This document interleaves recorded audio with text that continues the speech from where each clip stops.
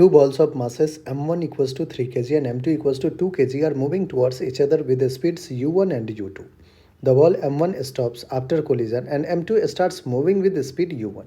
The coefficient of restitution between the balls is. बच्चों देखिए situation है कि अपने पास टू बॉल्स गिवन है, एक का मास 3 kg है और दूसरे का मास क्या है 2 kg. ठीक है, लेट्स से ये है 3 kg और दूसरा जो बॉल है वो है मास 2 kg का.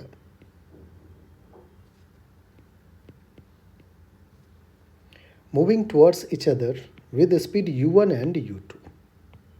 इच अदर मतलब लेट्स से ये u1 से जा रहा है और ये जो है 2 kg ये इस साइड इसी के टुवर्ड्स आ रहा है u2 से. ठीक. The ball m1 stops after collision. After collision, ये बिफोर कोलिजन का सिचुएशन था. आफ्टर कोलिजन कह रहा है कि जो बॉल m1 है दैट इज़ 3 kg का बॉल, वो क्या हो गया बच्चों, रेस्ट पे आ गया. 3 kg का बॉल क्या आ गया है, रेस्ट पे. मतलब इसकी वेलोसिटी क्या हो गई, 0. And m2 starts moving with speed u1. m2 move करने लगा है विद स्पीड u1 से. ठीक है, ये रहा आपका m2 जो कि 2 kg है, ये मूव कर रहा है with speed u1. Upon direction randomly choose कर लिया कि इस डायरेक्शन में ये रेस्ट पे रह गया 3 kg और 2 kg इस डायरेक्शन में मूव कर रहा है. ठीक है, बहुत बढ़िया.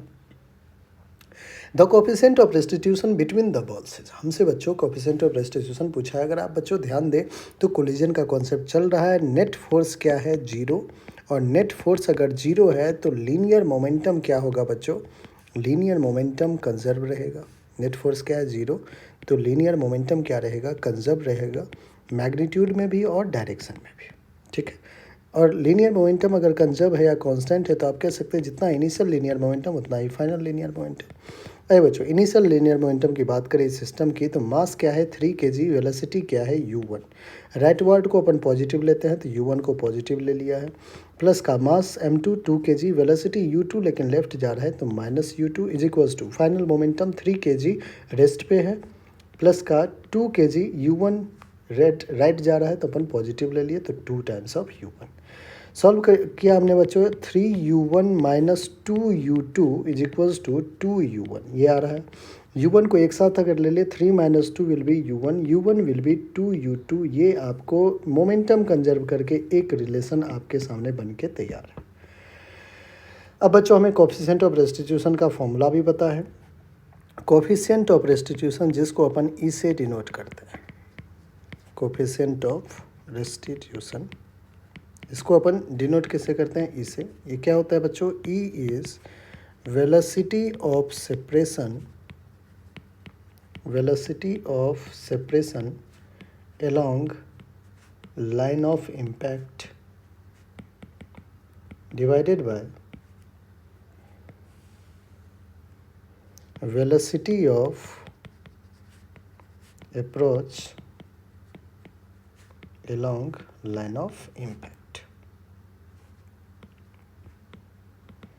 चलिए कुछ बड़ा ही हो गया एक्सप्रेशन है ना. ठीक, तो E is equals to velocity of separation along line of impact. देखिए u1 2 kg u1 से जा रहा है और 3 kg रेस्ट में है तो क्या हो जाएगा u1 माइनस का 0 divided by velocity of approach क्या है बच्चों, u1 और u2 दोनों अपोजिट डायरेक्शन में है तो u1 minus u2. u1 upon u1 बच्चों राइट में है पॉजिटिव लेंगे, माइनस का u2 देखिए आप अगर ध्यान से तो u2 का डायरेक्शन निगेटिव में है तो माइनस का u2 लेंगे, साइन भी तो लेना है. तो u1 upon u1 minus minus plus u2 होगा. E इज इक्वल्स टू, हमें E की वैल्यू चाहिए. अब देखिए बच्चों u1 u2 में रिलेशन आपने फर्स्ट इक्वेशन में कैलकुलेट कर रखा है. आप कहोगे कि सर u1 की जगह 2u2 लिख लेते हैं. हाँ बिल्कुल लिख लेते हैं. u1 की जगह 2u2 लिख लेते हैं प्लस का u2. तो बच्चों 2u2 न्यूमरेटर है, डिनोमिनेटर 2 प्लस 1 3u2. u2 ने u2 कैंसिल किया, E कितना आ गया 2/3. तो E की वैल्यू आ रहा है अपना 2/3. यही है हमारा रिक्वायर्ड कोफिशिएंट ऑफ रेस्टिट्यूशन देखते हैं एक बार 2/3 हमारा कौन सा ऑप्शन है बच्चों। तो ऑप्शन नंबर सी है और सी ही हमारा क्या है, बिल्कुल करेक्ट।